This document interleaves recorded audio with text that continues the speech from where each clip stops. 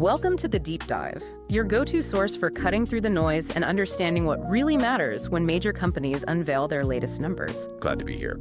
Today, we're digging deep into Fiserv's second quarter 2025 results. Now, if you just glanced at the headlines, you likely saw some pretty strong top-line numbers. Yeah, look good on the surface. Exactly.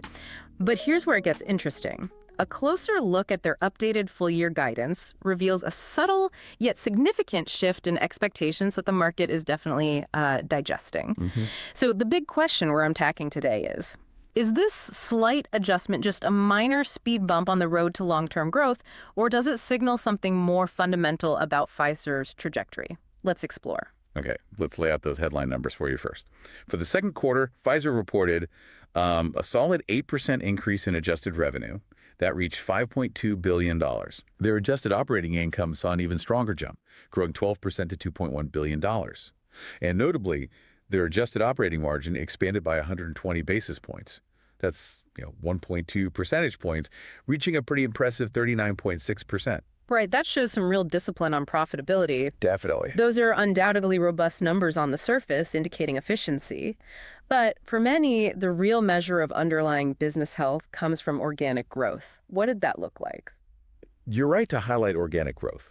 For the quarter, organic revenue also grew a healthy 8%. Okay, same as adjusted. Exactly. Moving down the income statement, adjusted earnings per share came in at $2.47. That's a strong 16% increase year over year. 16%, wow. Yeah. And what's important to note about that EPS figure is that it actually puts them right in line with their full year growth guidance. Ah, okay. So that part held up. It did. And on the cash flow front, free cash flow for the quarter was $1.2 billion, contributing to $1.5 billion for the entire first half of the year. So, strong cash generation, which is critical for their strategic flexibility. Okay, so on paper, the Q2 results look quite positive. Strong growth, good margins, cash flow solid. But you mentioned a shift in expectations regarding their full year guidance. This is often where the market finds its nuance, right? Absolutely. So what's the real story behind that guidance adjustment, and why is it something investors should, pay close attention to? Well, what's truly fascinating here is the refinement of their full year organic revenue growth guidance. They've narrowed it down now to approximately 10%. Approximately 10%. Okay. And if you recall, that lands at the low end of their previous 10 to 12% range. Right. They brought the top end down effectively. Yeah, exactly. Now, management attributed this revision to a few key factors. They pointed to a mix of elements both within and outside their direct control. Specifically, some product launches and strategic initiatives are simply taking a bit longer to ramp up than they initially planned. Okay, so timing issues. Sort of. Think of it as a slight delay in the expected impact of some major investments. Plus, they also acknowledged a slightly less robust macroeconomic outlook than they had initially assumed when setting that original guidance. Got it. So, a bit of internal timing, a bit of macro caution. That's the picture they painted, yeah. It's a combination.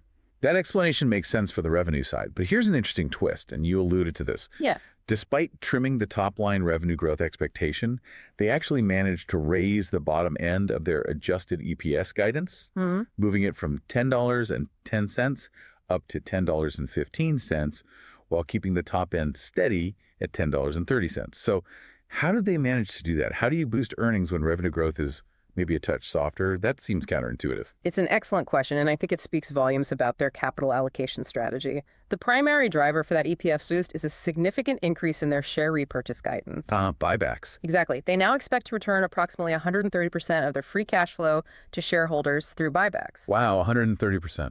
Yeah, which is a considerable jump from their prior estimate of 110%. Okay. And this isn't just, financial engineering. It's management signaling immense confidence in their current valuation and a really disciplined approach to capital. It suggests they believe buying back their own stock is the best use of cash right now. Makes sense. Leveraging that strong cash flow. Precisely. It allows them to leverage their strong balance sheet and robust cash flow. Now, we also saw a slight modification to their full-year adjusted operating margin expansion guidance. It's now guided to approximately 100 basis points of expansion. Down from at least 125 basis points previously. This slight shift is primarily due to the immediate impact of 4 recently completed acquisitions. They initially come in at lower margins, need integration, combined, of course, with that refined revenue growth rate. That makes a lot of sense, especially the emphasis on capital allocation and that long-term confidence. Let's really dive into their core operations now, starting with the merchant solutions segment. How did this absolutely massive part of their business perform, and what were the key engines driving those numbers? Okay, merchant solutions. Organic revenue growth in this segment was 9% for the quarter. 9%, solid. Solid. Now, it's really important context to remember that this compares to a substantial 28% growth rate in Q2 of 2024. 28? Whoa, what was that? Well, that previous year's growth had a significant but now normalized sort of transient benefit from inflation and interest rates in Argentina. Okay. Bit of a one-off boost. A huge one-off boost, yeah. Think of it like this. Last year, Fiserv saw an unusually high growth rate in Argentina, largely because of hyperinflation and sky-high interest rates. It's a unique situation. Right. So while this quarter's 9% growth might seem lower by comparison, it's actually a very strong underlying performance once you account for and strip out that unusual outlier from last year. It reflects genuine strength across their core merchant businesses. Gotcha. That context is key. And within that, it feels like the star performer, the growth engine that everyone talks about, is still Clover, right? Oh, absolutely. What's the latest story there, and what makes it such a standout? Clover continues to impress. Its revenue grew an incredibly strong 30% in Q2. 30%. Yeah. And on the payment volume side, it saw an 8% reported growth. But here's where the real underlying momentum becomes clear. When you exclude a one-time gateway conversion effect, which is basically a technical adjustment, nothing to do with business health, that payment volume growth jumps to 11%. 11% underlying. Okay, that's better. Much better. And the adoption of value-added services, or VAS, remains a key highlight for Clover. Right, the stuff beyond just payments. Exactly. Things like loyalty programs, inventory management, appointment scheduling.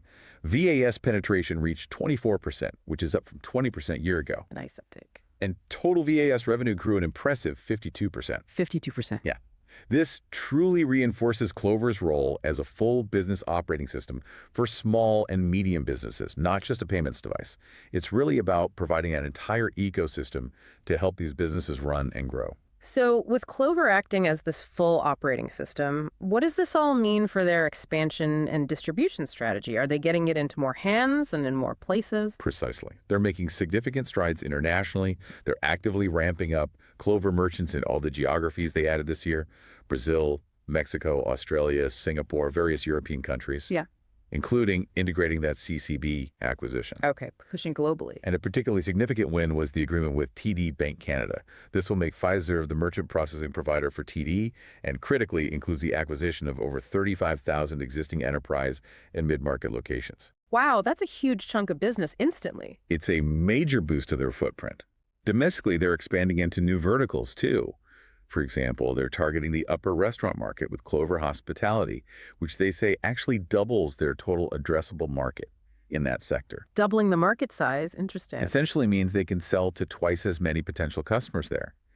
And they're also moving into healthcare with a new partnership for Clover Practice Pay, showing its versatility. And it sounds like they're not just expanding geographically and vertically, but also really strengthening their distribution channels by adding new partners. Adding 49 new financial institution merchant partners in Q2 alone. Yeah. That's a lot. It is, bringing their year-to-date total to 82. It's a critical differentiator for Fiserv, just broadening their reach significantly. Definitely widens the net. Now, despite this strong performance and all these investments, the merchant segment's adjusted operating margin actually decreased by 200 basis points in Q2. Okay. Why was that? Well, management explained this was intentional. It reflects increased investments. They're pouring resources into marketing, sales distribution, new software, new hardware, all to fuel future growth. So spending money to make money later. Pretty much. It also reflects the impact of recent acquisitions like CCB, which, as we mentioned, initially come in at lower margins while they're integrated. So this margin dip is less about underlying weakness and more about strategic reinvestment for the future. That context is crucial for understanding the margin shift.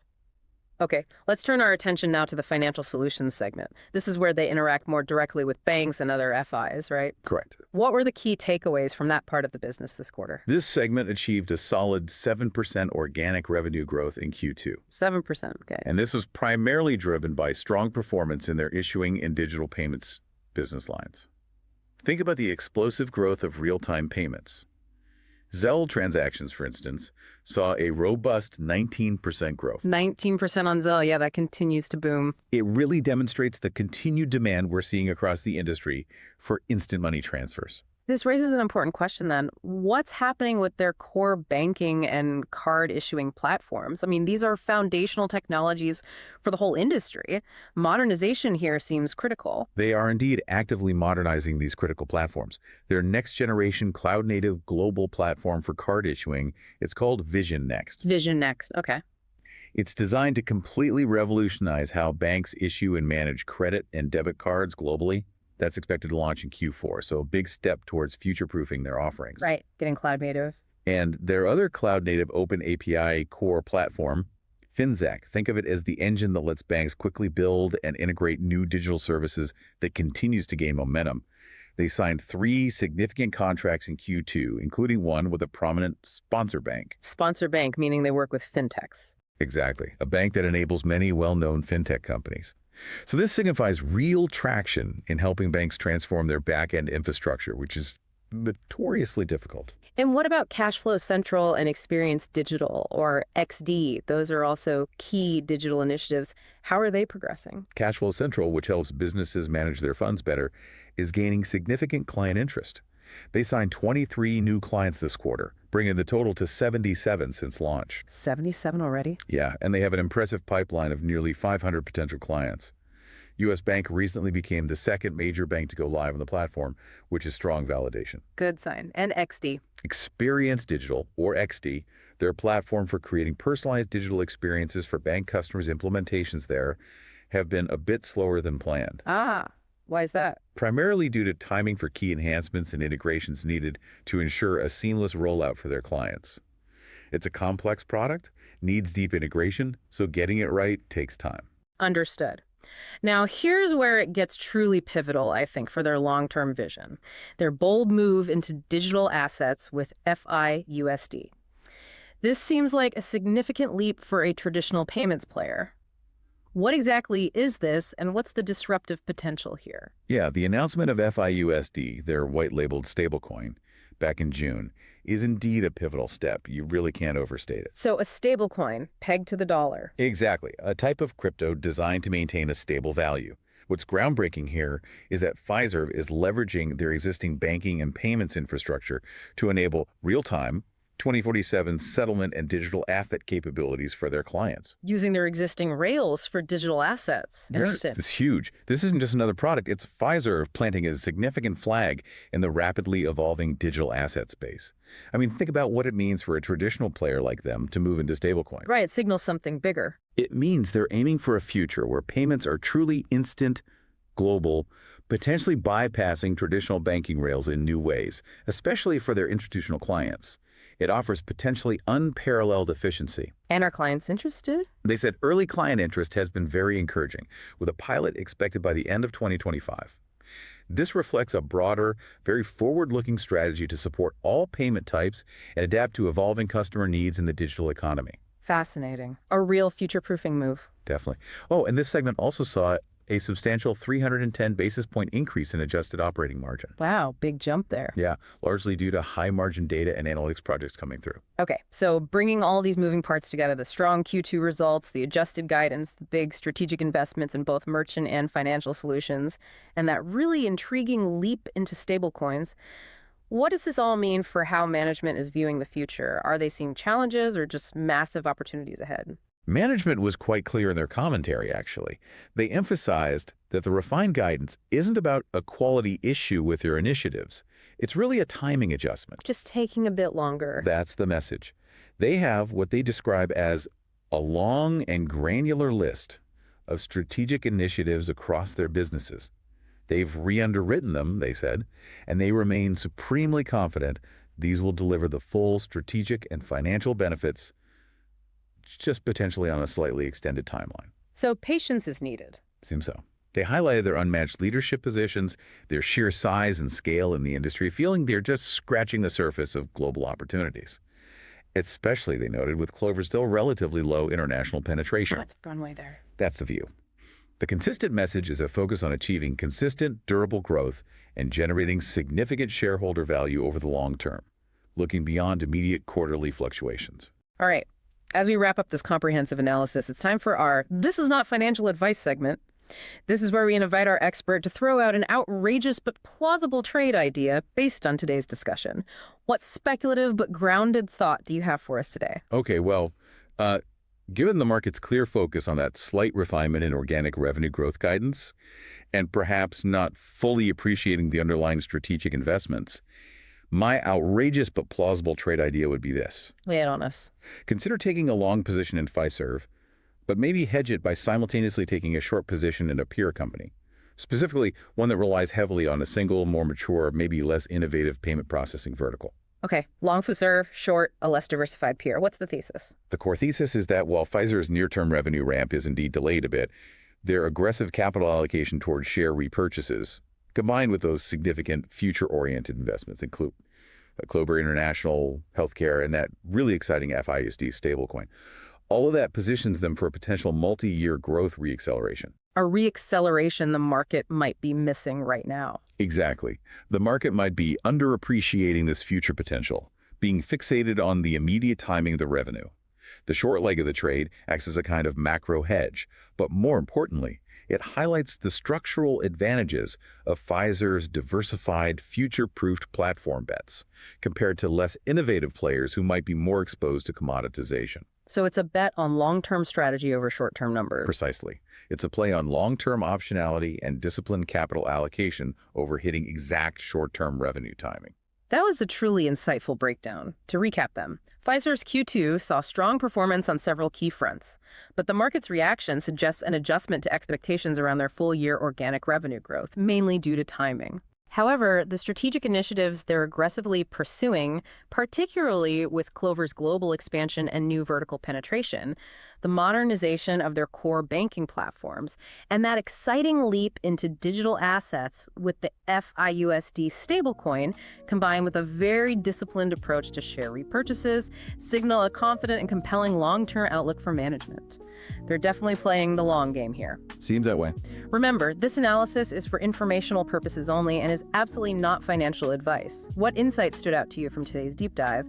We'd love to hear your thoughts on what Pfizer's strategic moves mean for the future of payments. Yeah, definitely curious to hear what people think. Thank you for joining us on the deep dive, and we look forward to our next breakdown.